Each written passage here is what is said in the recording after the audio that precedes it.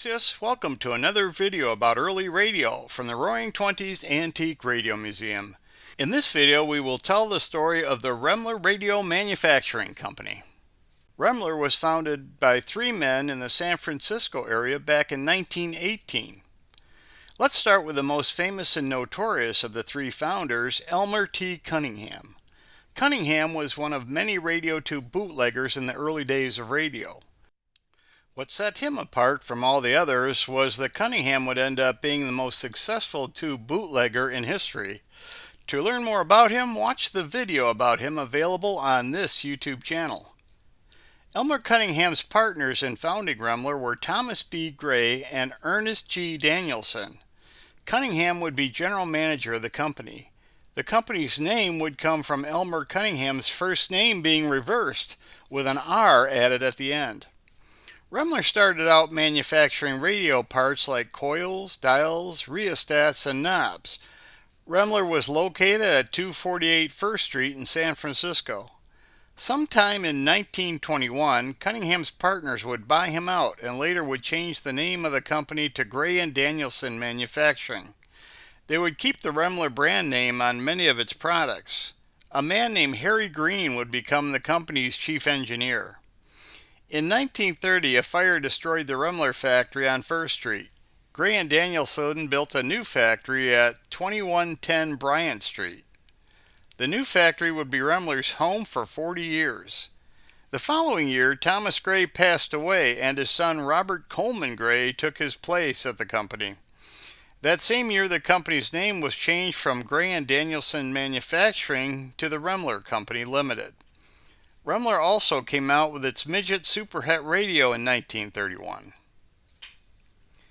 In 1936, a company near Remler was marketing its new Bakelite product and approached Remler about making a radio that would fit in a small Bakelite cabinet. Remler chief engineer Green took on the project and designed what would turn out to be one of Remler's most famous products, the Scotty radio, which came out in 1937. It was a simple one-band, two-knob radio that ran on AC or DC power.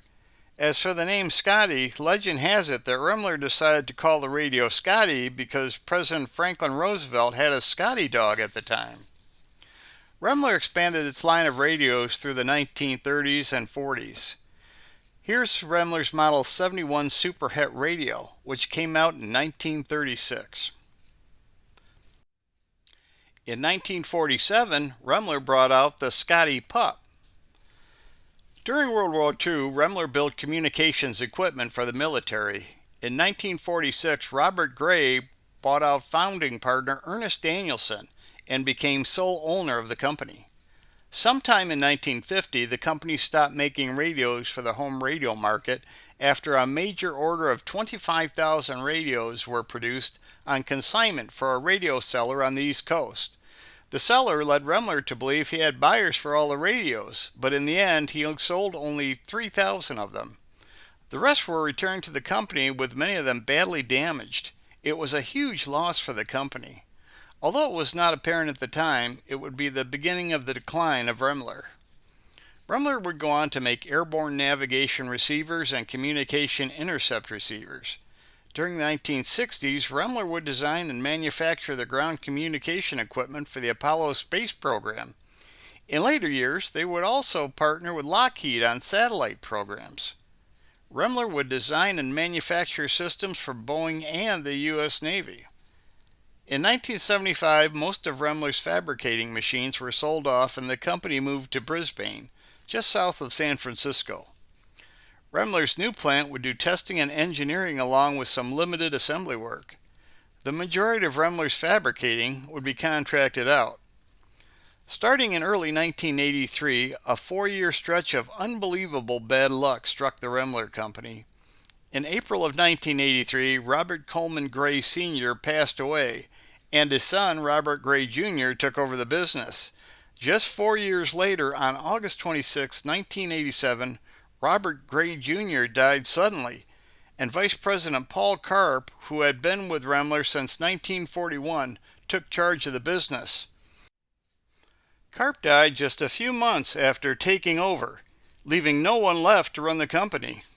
After 7 decades in business, the Remler Company Limited closed in 1988.